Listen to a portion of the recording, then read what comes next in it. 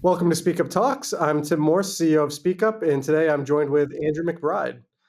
So Andrew is the founder and CEO of Integrity Bridge and a contributor at Compliance Week, and has served in a variety of roles as the Chief Risk and Compliance Officer at Albemarle, in roles at BP and BHP, has experience in cooperation with the Department of Justice on FCPA action that contributed to a 45% penalty reduction, and has really been outspoken on things like data analytics, continuous risk assessments, and really excited to have you here, Andrew. Thanks, Tim. It's a pleasure to be here. So, Andrew, you've worked in private practice, big industry roles at BHP, BP, then you were the Chief Risk and Compliance Officer at Albemarle, and then now you've launched Integrity Bridge. So, what's the thread that's connected each of those roles for you? And yeah, just give a little more of a story there. Yeah, sure. So you've given the Cliff Notes version of the career trajectory. I'll also add that I've had the privilege of living and working in several different countries around the world. And through that, I've had the additional privilege of working in different areas of compliance. So antitrust originally, market manipulation, state secrets, bribery and anti-corruption, sanctions, data privacy, and then more recently human rights. And they're all quite different for sure, but the core elements of a compliance program are the same. But there is more that unites each of those areas of compliance that divides. And I think that to me, that's the thread. And so every time you get up to speed with a new area of compliance, you're learning that area of compliance, but it also gives you greater depth and more confidence to become that holistic risk, ethics, and compliance professional. Now, I mean, I wouldn't necessarily say that what my career kind of happened by design, but the one thing that I tried to do was remain open to opportunity. So to step out of my comfort zone, to move to a different country, to open myself up to new areas of compliance. And that's certainly something that I would encourage more junior compliance professionals to think about. Appreciate the background. So, one thing I'm curious about, when you were, you took a job, there was an active FCPA matter, like kind of walk me through, what you learned in building a program during that, and what's something that you wish every first time CCO would know before that fire kind of starts. Yeah, so to put it into context, I started at Albemarle on a Monday, and on the Friday was our very first meeting with the DOJ and the SEC. So the company had already decided to make the decision to self-report. Fortunately, they told me before I formally accepted the role, so I knew what I was letting myself in for. So for sure, there was fire, and there was probably a lot of smoke at that time. But I guess the advice is that you still need to breathe. And so the temptation, and yes, the pressure that I felt was, to do something. We're under an FCPA investigation. We need to do something, a new policy, new training, new something. But I felt that I needed to listen first. When you join a company, you really need to understand how it works, its strategy, its business plan, its values, just the way it ticks. And so, fortunately for me, the same month that I joined, the company also launched its core values. And so I used that as an opportunity to go around the world, meeting different people, spending time in different business units, different locations, and just listening. And what that meant was that when we did come to start making changes to our governance, to our program, that the changes were right-sized, that we were making changes that were appropriate to the risk of the company, but also to the way in which the company worked. What I would say, so in fact, it was about a year after I joined that we made our first change, and that was to an updated anti-corruption policy. And then, as you might expect, after that, everything started to move very, very quickly, from new technology platforms, a new code of conduct, and everything else. But when you're in that kind of that fire situation, it's really important to breathe and just take a step back and think. I appreciate that, and yeah, I mean, it sounds not too dissimilar to jumping into roles anywhere. I think that approach is widely applicable beyond just the compliance office, Sure. and to kind of stepping into anything when you're gonna learn a lot. Yeah. So now you're the CCO. Now you're advising companies. So Yeah. I'd be curious. You're getting a wider slice of things now, seeing a lot of different companies and how they operate. And I'd be curious if there's one or a few beliefs you had, from sitting as a CCO that have Yeah. changed now that you've moved into this advisory capacity. Yeah, so that's fine because I go back to a bit of kind of career history here. So started out as an antitrust lawyer, and that's the role that I did at BP and then at BHP, and then more later on at my time at BHP, I took on a broader role in ethics and compliance, and ultimately leading to becoming the chief compliance officer for a period, and making that journey from antitrust into that broader ethics compliance when with antitrust, your outside vendor pretty much was an outside counsel, and that was it. And then moving into other areas like anti-corruption, you had forensic, you had due diligence, you had speaker, you had consultants. And it was kind of overwhelming at first that there was this kind of whole world or universe of vendors out there. And I think that the expression at the time was kind of like FCPA Inc. It was this whole industry. And I have to say that having kind of started out with kind of like, oh my goodness, there's just so many kind of like these vendors out there. What are they all doing? To now, ironically, I am one of those vendors, and I think it's about really understanding that shared collective purpose. We're all trying to pursue an improved ethics and compliance program, making it more efficient, effective by using innovation. We and more broadly to help make companies, a better, healthier, and safer place to live. And so I think that that's probably the journey that I've been on about just understanding the totality of resources that are needed to help build an ethics and compliance program. Yeah. So to piggyback on that, you know, again, kind of thinking of the shift from in-house to advisory, I'd be Yeah, curious of, what are some of the things that have surprised you? I think that could come through multiple perspectives. Some of, clients and maturity and where people are at to look, you now get a broad slice at different vendors. There's running your business. So I'd be curious of, yeah, what are some of the things that have surprised you as you've made the shift?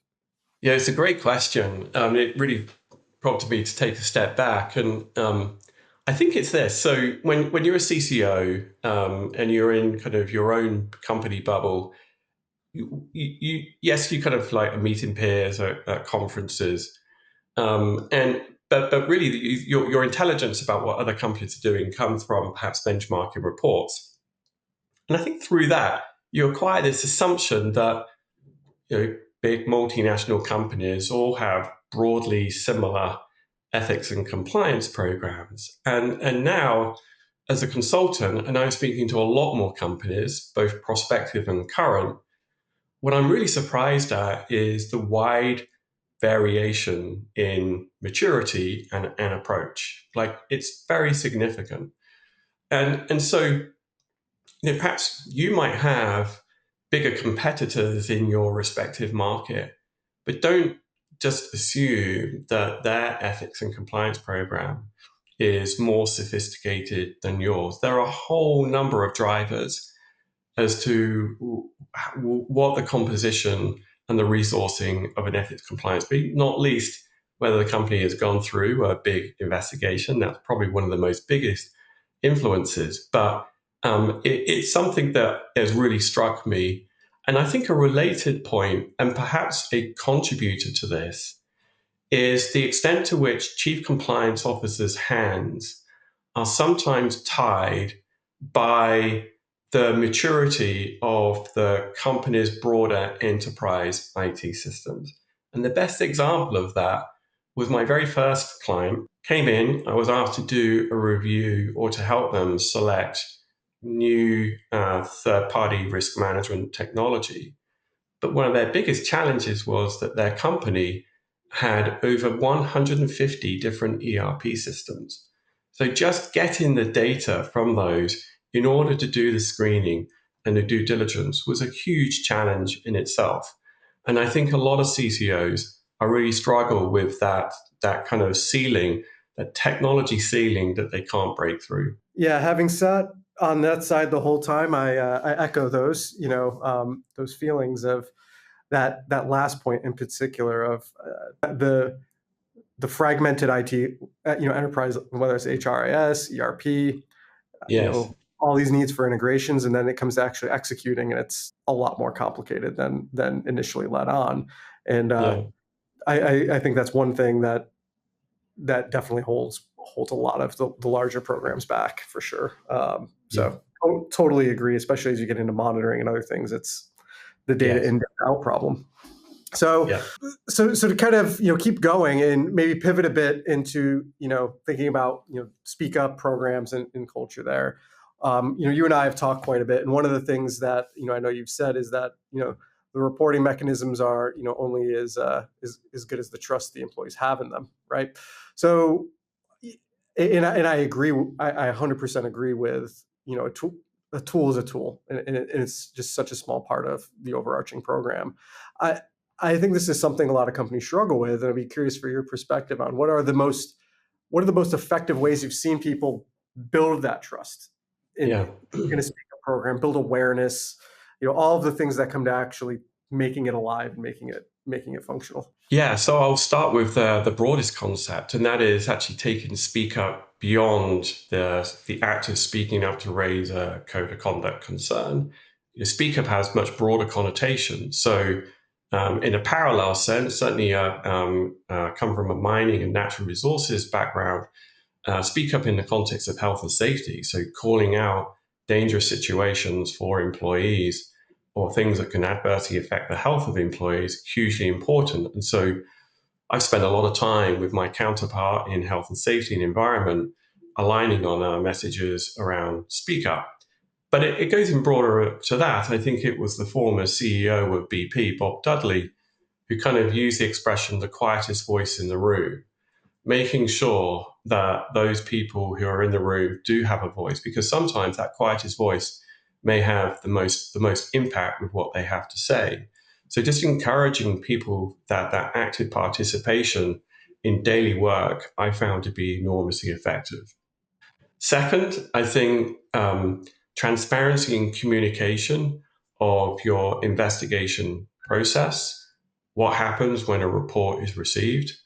Your typical timings for conducting investigations, and then outputs. So communicating the outputs in a way that respects confidentiality and data privacy rules, but still communicating outputs of investigations to show that when someone does report, something is done about it. Third, I would say is leadership humility. And I'll give you a real life example of that. In my career, I investigated one senior leader. It associated with a conflict of interest around the hiring of a particular person. Now, ultimately, the investigation was unsubstantiated, but what I'll say is that the leader was a little bit naive about the way in which this person was hired, and also what this person was saying about the influence or purported influence of the leader over the hiring decision. When the leader found out, the background, he was absolutely mortified to the point where during a town hall, he raised his hand up and said, "Mea culpa, I missed something here. I should have been better." And for me, I found that to be enormously impactful with his team. Is that people do make mistakes, and it's to his credit that he came forward and admitted that he did not hold himself up to the standard that he held himself to, and I think that really did have a positive impact on the workplace culture within that particular company. Now, I'll also call out a warning because sometimes I think that there is a trigger tendency to use risk as a reason for communication, but it could have unintended consequences. And I've got two examples. One, have courage to speak up.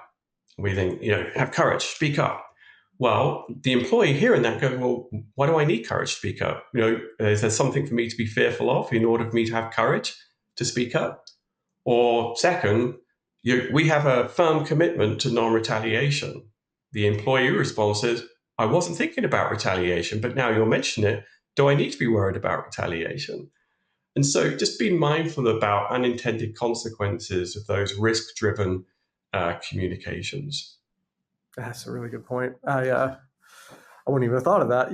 Trying to do the right thing and then it coming across wrong. So yeah, I often always recommend speaking with marketing and comms departments to my customers on branding the program and getting these things right, because I'm not a communications professional, and you miss these things even with the best intentions. So it's a really good Yeah. point. Yeah. So on one of the points you mentioned, on the building trust is, a lot of times, things we hear is like reporters just, I put it in and like nothing happens, right? Or Yeah. there's that feeling that nothing Yes. happens. So where do you think companies fall short in that closing the loop with reporters, or that perceived notion of that, at least? And what then, how does that then impact the future adoption of the program or willingness to raise issues, or anything along those lines? Yeah. So we're talking here about the fear of futility, which is Yeah. one of the key reasons why employees may not speak up. And I think it goes back to kind of what I was saying earlier, that there's a lack of transparency, or if you're failing to manage expectations on the part of reporters or even witnesses or other stakeholders, then that can have a really detrimental impact on your speak up culture.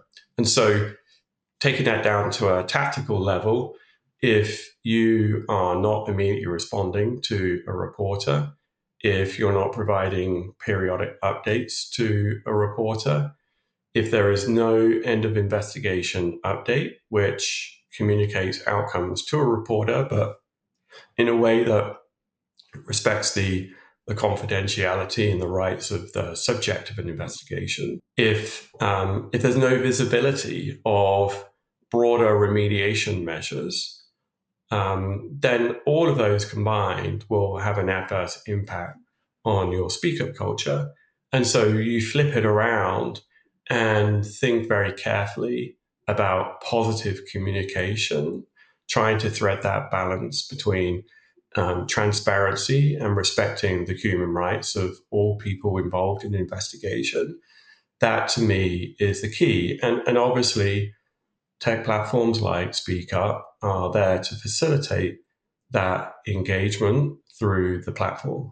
Yep. So I want to shift into one of your favorite topics, which is the reporting side. I've sat in a number of sessions where I've asked this question, and how do you measure or demonstrate? I think maybe they're two different things, but I think they're often coincide. The program's working, Yeah.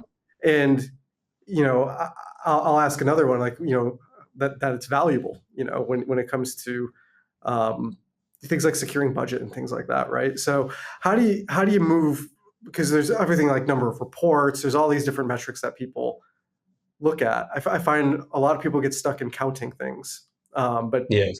is it really telling you anything?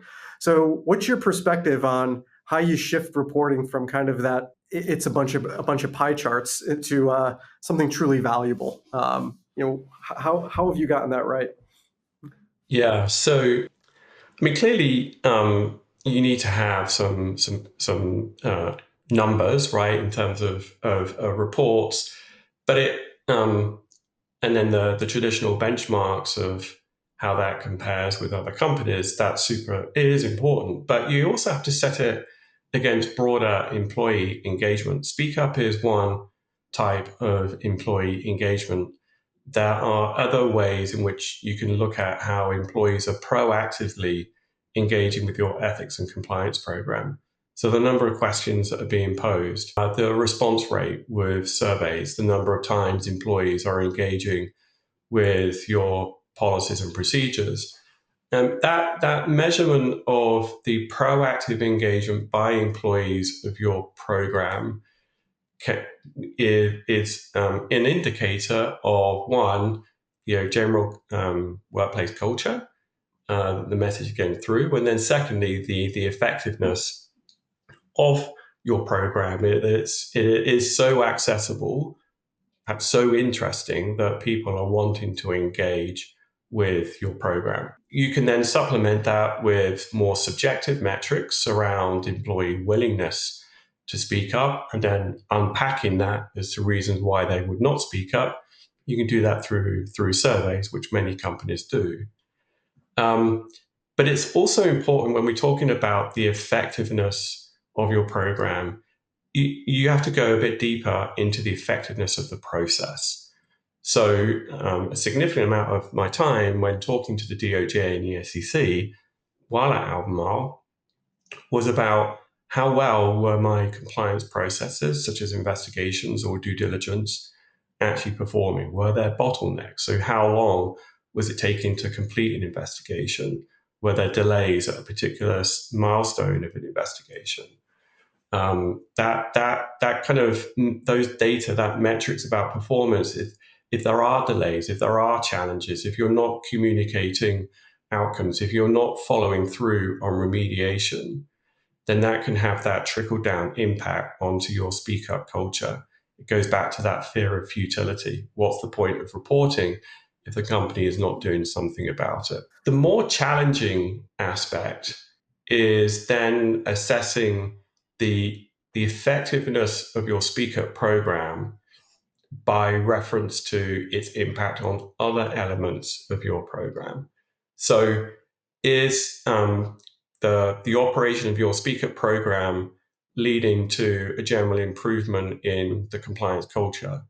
Are training rates going up? Are the controls that are being in place at the company from a compliance perspective, are they being complied with? Those crossover metrics, assessing one program element relative to another, are challenging to do, but are hugely insightful as to whether your program is truly effective. It sounds like a great argument, and I know the compliance officers I work with would love this resource of having an analytics person on staff, right? Yeah. Which is always a challenge, but I think you're clearly articulating the business case for people to make the ask for that type of role, because ultimately, no one tool can solve this. It's really combining the data from multiple sources, and Yeah, I agree, Tim. And I would say that, you know, teams have long had governance specialists, training specialists, investigators. I see the role of a data analyst as being utterly is indispensable to many, many elements of your program. I wholeheartedly agree. So I'm going to shift gears now into the hot topic of, I don't know, the day, the year, the past couple of years, AI.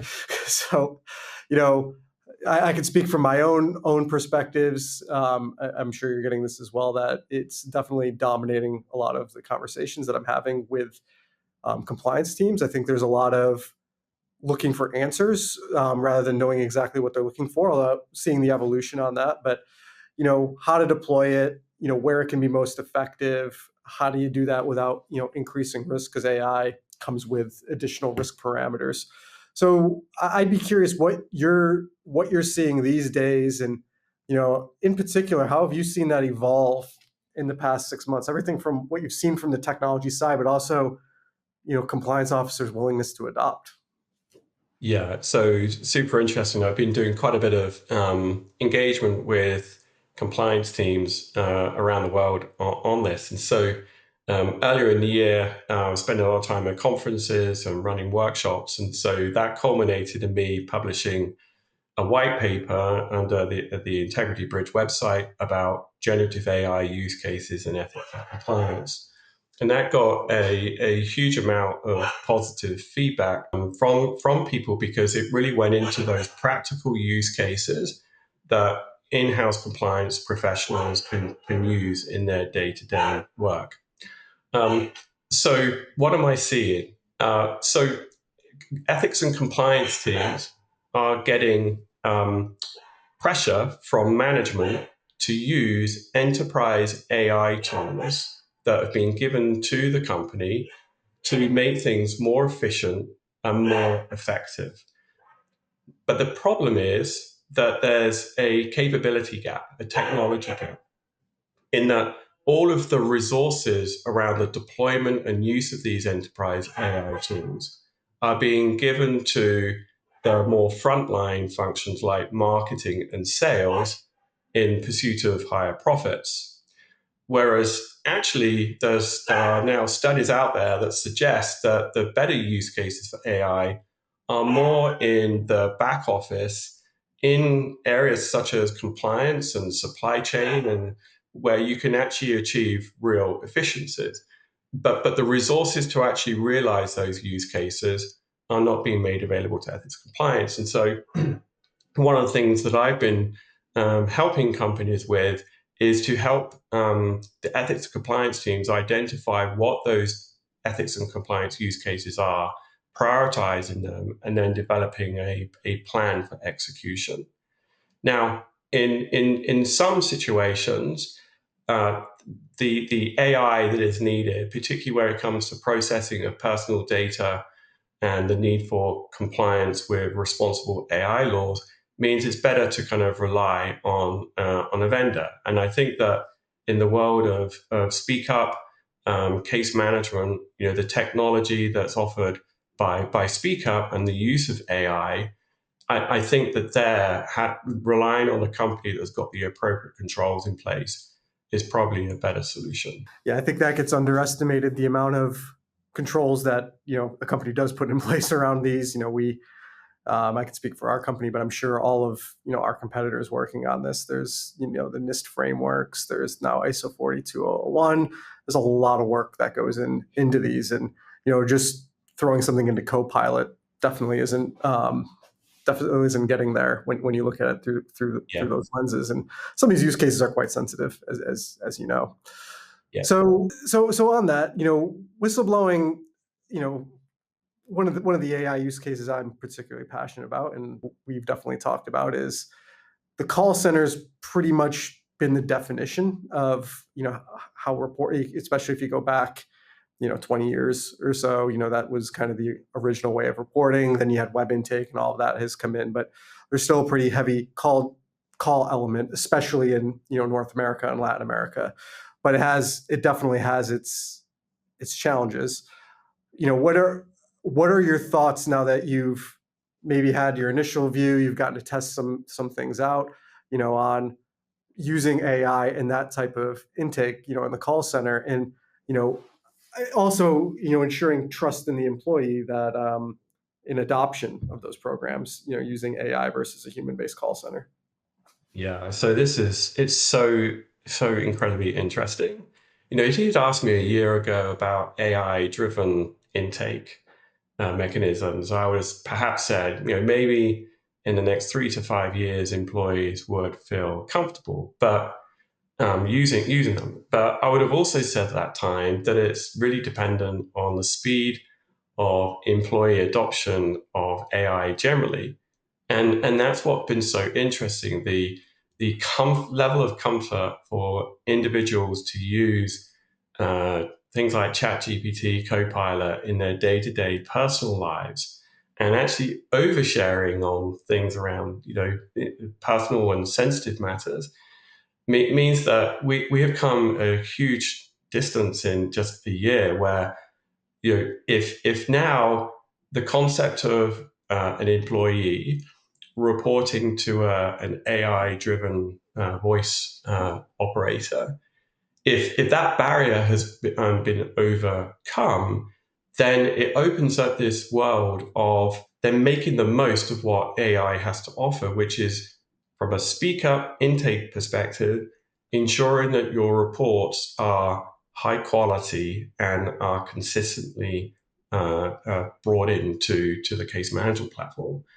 And if you think about the experience where an employee is filling a form or speaking to a call center operator who has got a script and they can't really depart from the script, if you've got a AI-driven intake mechanism that can react to what a person is saying with a view to getting as much information from that initial report as possible, I think that that's an absolute game changer, and it reduces the amount of time that the investigation will take.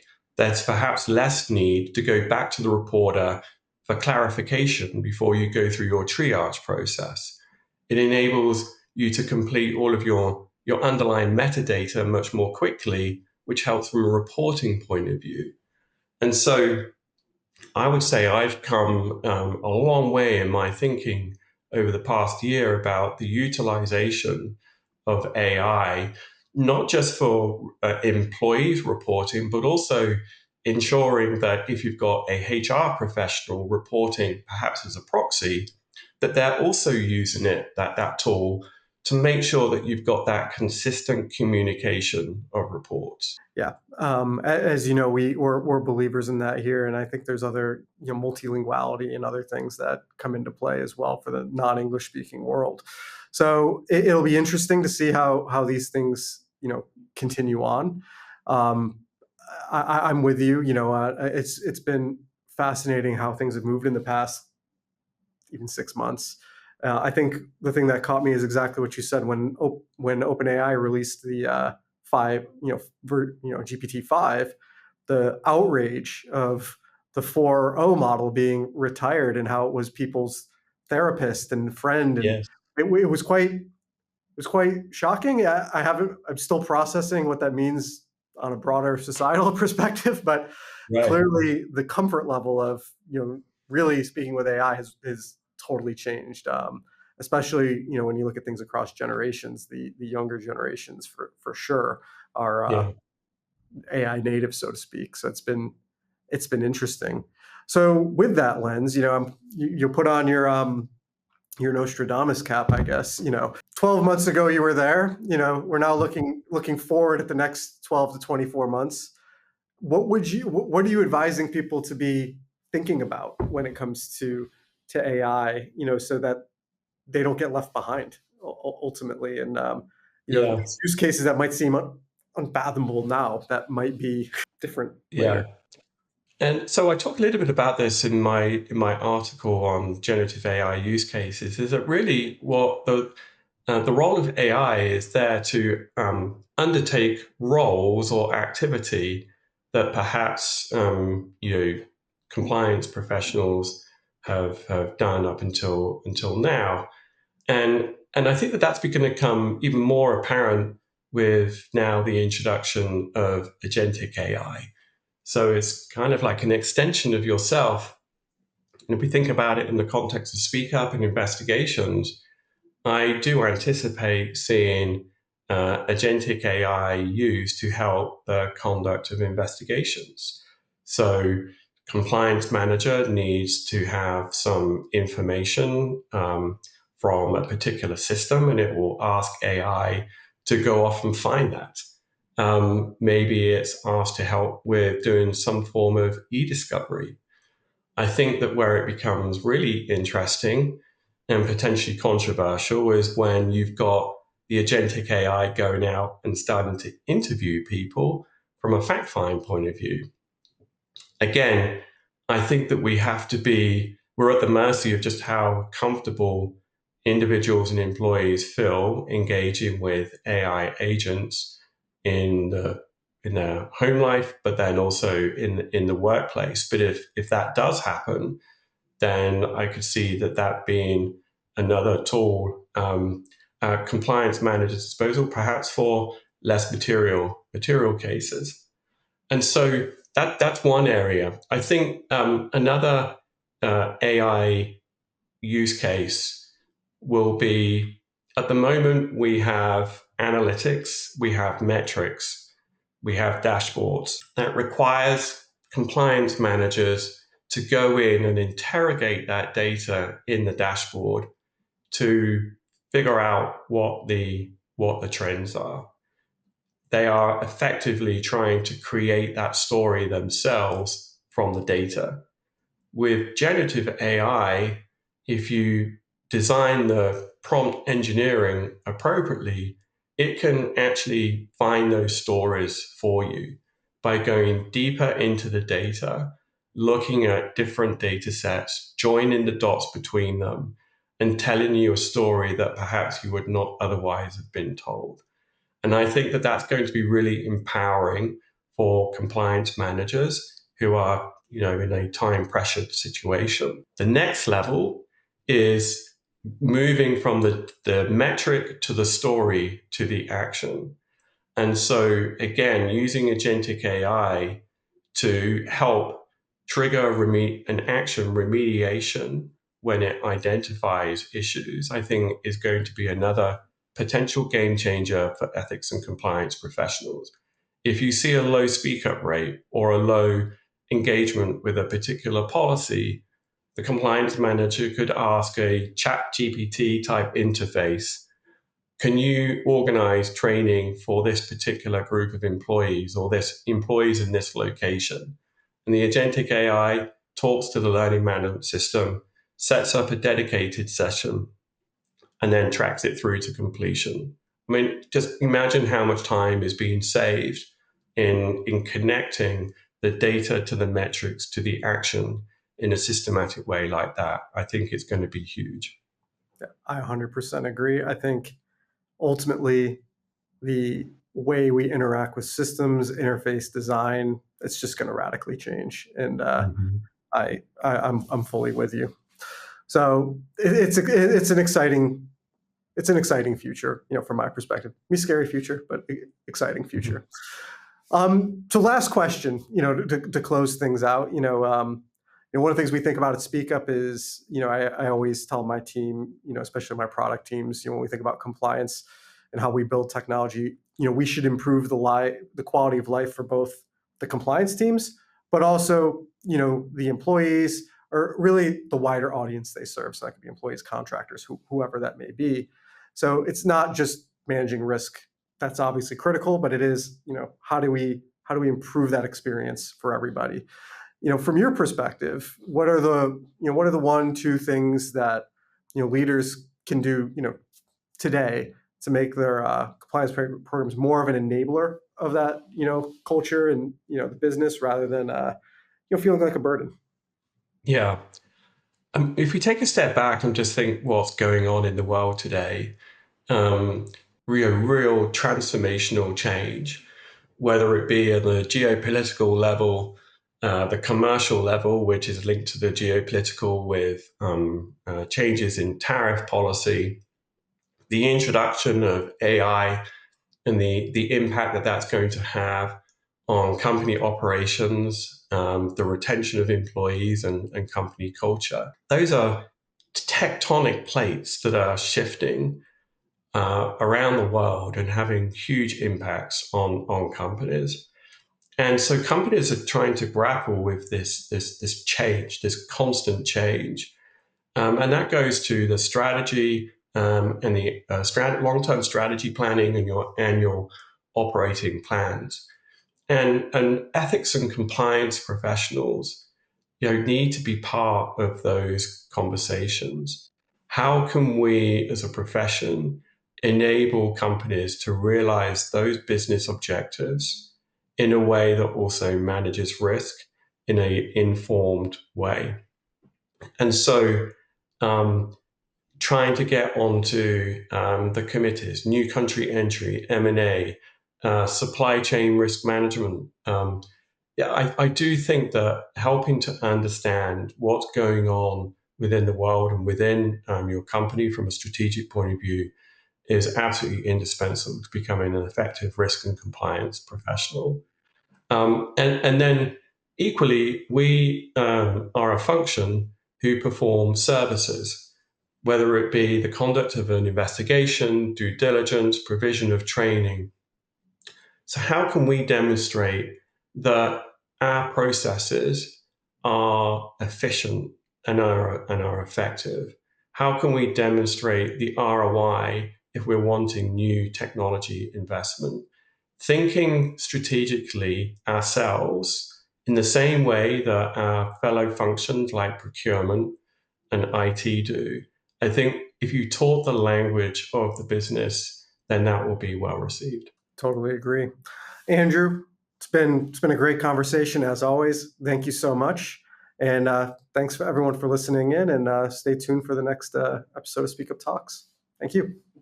Thanks, Tim.